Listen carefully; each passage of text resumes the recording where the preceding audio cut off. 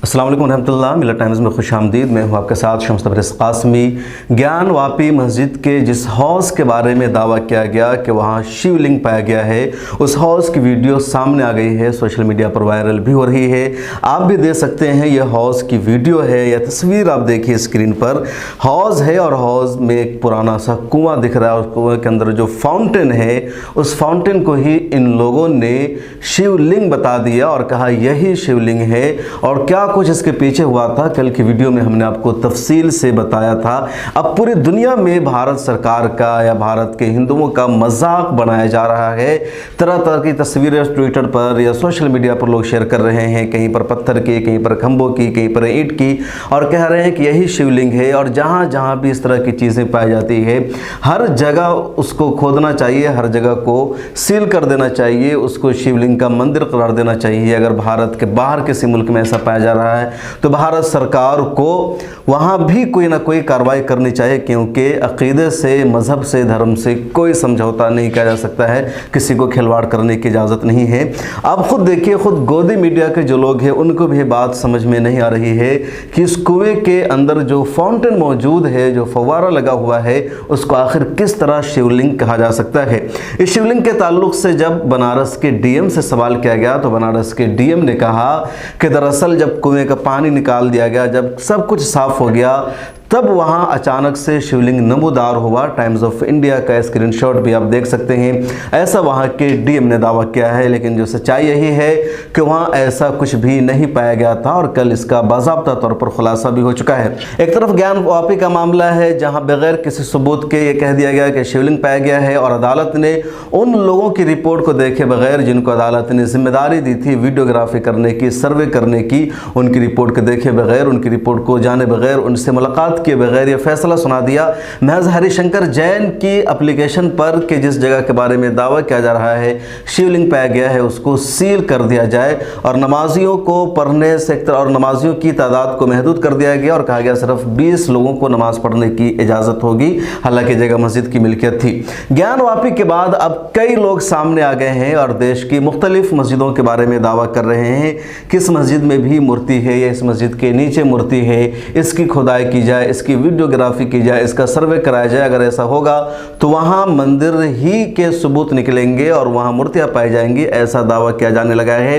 एक दावा आज तक की न्यूज़ वेबसाइट के मुताबिक उज्जैन की एक मस्जिद के सिलसिले में किया गया है। उज्जैन की एक मस्जिद है, उसके बारे में वहाँ के साधु संतों ने दावा किया है कि उस मस्जिद में कुछ घोड़े हमने देखे हैं, कुछ पत्थर हमने देखे हैं, कुछ पुराने ज़माने की घंटियाँ वहाँ पाई गई है, और हमें यकीन है कि उस मस्जिद को मुग़ल शासकों ने मंदिर को तोड़ करके मस्जिद बनाया था। लिहाजा प्रशासन से हमारी रिक्वेस्ट है कि उस मस्जिद की वीडियोग्राफी की जाए, उसका सर्वे कराया जाए और उसको दोबारा से मंदिर में तब्दील किया जाए।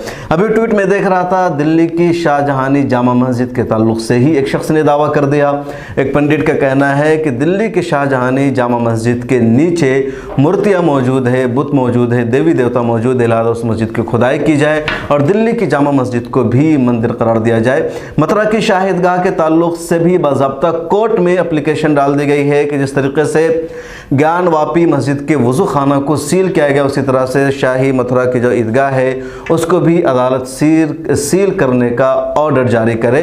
कुतुब मीनार के ताल्लुक़ से पहले ही लोग दावा कर रहे हैं को भी लिंग है और उसको भी मंदिर में तब्दील किया जाए, वो शिव का मंदिर है। इसके अलावा ताजमहल के हवाले से पहले से ही दावा किया जा रहा है कि वो भी मंदिर है और तेजो महलिया है जिसको ताजमहल बना दिया गया।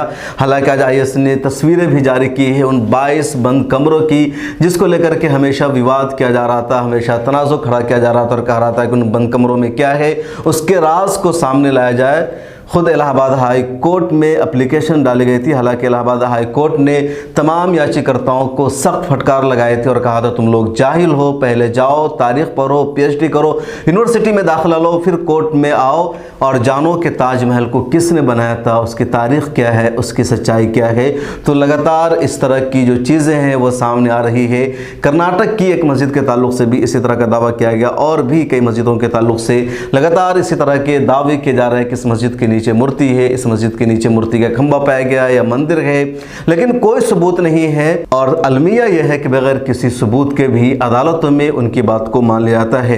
ज्ञान वापी का जो मामला है कि बात ये भी समझना ज़रूरी है। कई लोग, कल मेरे डिबेट में हिदेश के साथ में बीजेपी के एक लीडर थे, वो कह रहे थे कि अब गौर से देखिए कि ज्ञान वापी जो नाम है किसी तरह से कोई मुसलमान शब्द लगता है, कोई इस्लामी लफ्ज़ लगता है। दरअसल ये वाकई में कोई ना कोई मंदिर ही रही होगी जिसको तोड़ करके मस्जिद बनाया गया हो। हालांकि जो ज्ञान वापी है वो किसी मस्जिद या मंदिर का नाम नहीं है, बल्कि उस मोहल्ले का नाम है ज्ञान वापी। और हिंदुओं का एक अक़ीदा है, क्योंकि कोई मोहल्ला हिंदुओं के नाम पर होता है, कोई मोहल्ला मुसलमान के नाम पर होता है। और ज़्यादातर जो मस्जिदों का नाम है या मंदिरों का नाम होता है अमूमन मोहल्ले या शहर के नाम से ही होता है। स्पेशल किसी मंदिर या मस्जिद को बहुत कम नाम दिया जाता है, मस्जिदों के साथ तो ऐसा बहुत कम ही होता है। तो बहरहाल उस मोहल्ले का नाम है, उस मोहल्ले में ये मस्जिद है, इस वजह से इसको ज्ञान वापी मस्जिद कहा जाता है। बाज़ लोग इसको शाही मस्जिद भी कहते हैं। और इस मस्जिद को तामीर किया था जलालुद्दीन अकबर ने। औरंगज़ेब के ज़माने में सिर्फ इसकी मरम्मत हुई थी। और काशी विश्वनाथ मंदिर, जिसके बारे में हिंदू ये कहते हैं कि मंदिर को तोड़ करके बनाया गया, वो मंदिर यहाँ से बहुत दूर है। और काशी विश्वनाथ मंदिर को तोड़ने का एक अलग मामला है। उस ताल्लुक़ से बाज़ाब्ता एक रिपोर्ट और एक वीडियो भी मिल्लत टाइम्स में आई है, खुद मैंने बनाया है। इसके अलावा द हिस्ट्री पॉइंट पर भी एक तफसीली वीडियो इस ताल्लुक़ से आई है। आपको देखना चाहिए, तारीख को समझना चाहिए कि हो क्या रहा है। लेकिन इन दिनों जिस तरह का माहौल बनाया गया है, मुस्लिम लीडरशिप में, मुस्लिम क़यादत में कोई बेचैनी नहीं दिख रही है, कोई बेतवज्जो नहीं दिख रही है। खुद देश के साथ शो में आज हमारे गेस्ट कोऑर्डिनेटर ने कई सारे मुस्लिम तंजीमों के ज़िम्मेदारों से, रहनुमाओं से बातचीत की, मुस्लिम वकीलों से बातचीत की। उसमें जमीयत उलमा हिंद के लोग शामिल हैं, all India Muslim personal board के शामिल है। इन सब लोगों ने आने से इनकार कर दिया और कह दिया हम अभी इस पर कुछ भी नहीं बोल सकते, देख रहे हैं, हालात को समझ रहे हैं। आपने नाम सुना होगा प्रमोद कृष्ण आचार्य का, कांग्रेस के बड़े नेता है, जमीयत उलमा हिंद के हर स्टेज पर रहते हैं। मौलाना महमूद मदनी के जलसे में भी, मौलाना अरशद मदनी के जलसे में भी आरएसएस को खूब गालियाँ देते हैं। लेकिन अब वो खुद आरएसएस के नैरेटिव को प्रमोट कर रहे हैं। उनसे मीडिया वालों ने सवाल किया ताजमहल और कुतुब मीनार के बारे में, तो कह रहे हैं कि अगर हिंदू दावा कर रहे हैं कि हमारा है, तो सरकार को चाहिए कि ताजमहल और कुतुब मीनार को हिंदुओं के हवाले कर दें, क्योंकि उनकी मिल्कियत है, उनकी प्रॉपर्टी है। यानी जो आरएसएस और बीजेपी का एजेंडा है उसको भी अभी प्रमोट करने लगे हैं। इतनी हिम्मत नहीं रह गई है, इतनी हिम्मत और जुर्रत बाकी नहीं बची है कि खुल करके उसकी तनकीद कर सके। और ऐसे कई लोग आपको मिलेंगे जो ये कह रहे हैं। All India Muslim personal law board ने भी उर्दू ज़बान में एक प्रेस रिलीज़ जारी की है। उस प्रेस रिलीज़ में मौलाना खालिद सैफुल्लाह रहमानी ने कहा है कि जो कुछ ज्ञान वापी मस्जिद में हुआ है, या मस्जिद का जो सर्वे कराने का हुक्म दिया गया, या उसके अहाता में बने वज़ूखाना को सील करने का जो हुक्म दिया गया है, ये सरासर नाइंसाफ़ी और जुल्म है। और जो कुछ हो रहा है वो 1991 वर्शिप एक्ट के ख़िलाफ़ है। अगर ऐसा हुआ तो मुल्क में अफरा तफरी पैदा होगी और हम मुसलमान इसको कभी भी बर्दाश्त नहीं करेंगे। लेकिन आगे करेंगे क्या? All India Muslim personal law board की लीडरशिप का इस पर एक्शन क्या होगा, अभी तक कुछ भी वाज़ेह नहीं सामने आया है। हालांकि all India Muslim personal law board के तमाम जिम्मेदारों का अक्सर यही कहना होता है कि बाबरी मस्जिद का मामला हमने बाद में अडोप्ट किया था, वो मुस्लिम पर्सनल लॉ बोर्ड का मसला नहीं है। ज्ञान वापी पर भी all India Muslim personal law board ने अभी तक सही मानों में खुल करके कुछ भी नहीं कहा है। क्या ज्ञान वापी मस्जिद का मुकदमा भी all India Muslim personal law board लड़ेगी या नहीं लड़ेगी कोर्ट में? इस ताल्लुक़ से क्या मुस्लिम पर्सनल लॉ बोर्ड का एक्शन होगा, क्या स्टैंड होगा इस ताल्लुक़ से? बाबरी मस्जिद के बाद से all India Muslim personal law board ने कोई भी फैसला नहीं किया, मामला के इजलास हुआ, उसके बाद भी इस सिलसिले में कोई स्टेटमेंट सामने नहीं आया है। जमीयत उलमा हिंद की तरफ, जमीयत उलमा हिंद में भी खामोशी है। जो लोग अगर इस पर बोल रहे हैं, सवाल उठा रहे हैं, तो सोशल मीडिया पर, ट्विटर पर कुछ मुसलमान एक्टिविस्ट है जो लगातार इन मुद्दों को चैलेंज कर रहे हैं, इन मुद्दों को उठा रहे हैं। देश की सेकुलर पार्टियाँ भी इस मामले पर चुप है, खा वो समाजवादी पार्टी हो, आरजेडी हो, कांग्रेस हो, कोई भी पार्टी इस मुद्दे पर नहीं बोल रही। बीजेपी के लोग खुल करके बोल रहे हैं, जो भी का स्टैंड है, नज़रिया है। लेकिन उनके मुकाबले में जो अपोजिशन और सेकुलर पार्टियां कहलाती है वो चुपचाप है। इस बीच ऑल इंडिया मजलिस इत्तेहादुल मुस्लिमीन के सदर असदुद्दीन ओवैसी खुल करके तनकीद कर रहे हैं। अपनी स्पीच में भी, अपने जलसों में भी वो कह रहे हैं कि ज्ञान वापी मस्जिद थी, मस्जिद है और मस्जिद रहेगी। लेकिन क्या ये सिर्फ बोलना है? इसके लिए वो सड़कों पर भी उतरेंगे, प्रोटेस्ट करेंगे, कोई अमली कदम उठाएंगे? अभी तक कुछ देखने को नहीं मिला है। अलबत्ता खुल करके बीजेपी के मौक़िफ़ की, उनके आइडिया की तरदीद कर रहे हैं। सर्वे पर भी असदुद्दीन ओवैसी ने सवाल उठाया और तमाम टीवी चैनलों पर उनकी खबरें चल रही है कि 1991 वर्शिप एक्ट के ख़िलाफ़ हो रहा है।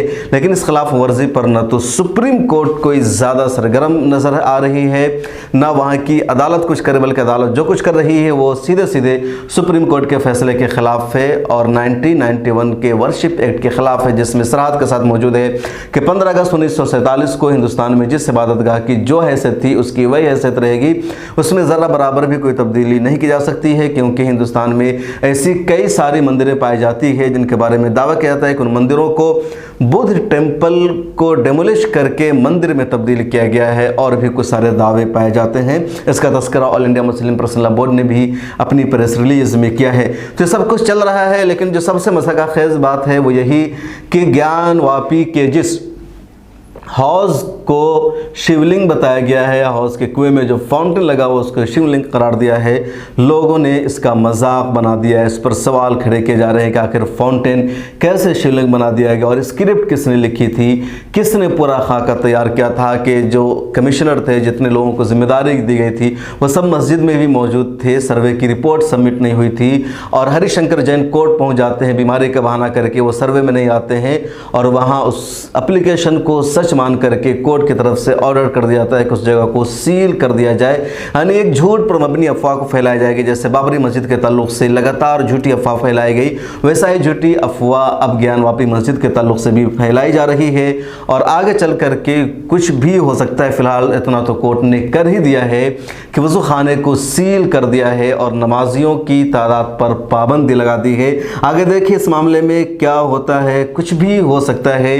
मुस्लिम क़यादत, मुस्लिम लीडरशिप क्या करती है, उनके हर कदम पर नज़र रखने की ज़रूरत है। इस बीच एक और ख़बर आ रही है कि औरंगज़ेब की जो कब्र है, औरंगज़ेब का जो मज़ार है औरंगाबाद में, उसको राज ठाकरे के लोगों ने मुनहदिम करने का एक तरह से मुतालबा किया है। उद्धव ठाकरे सरकार से मुतालबा किया है कि औरंगज़ेब के मज़ार को भी मुनहदिम कर दिया जाए, और ऐसी कई सारी वीडियो सामने आएगी।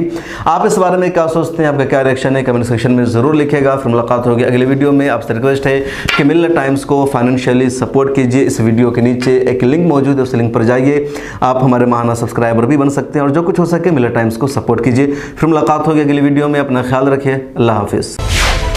मिल्लत टाइम्स को आपकी ज़रूरत है, हमारी आप माली मदद करें।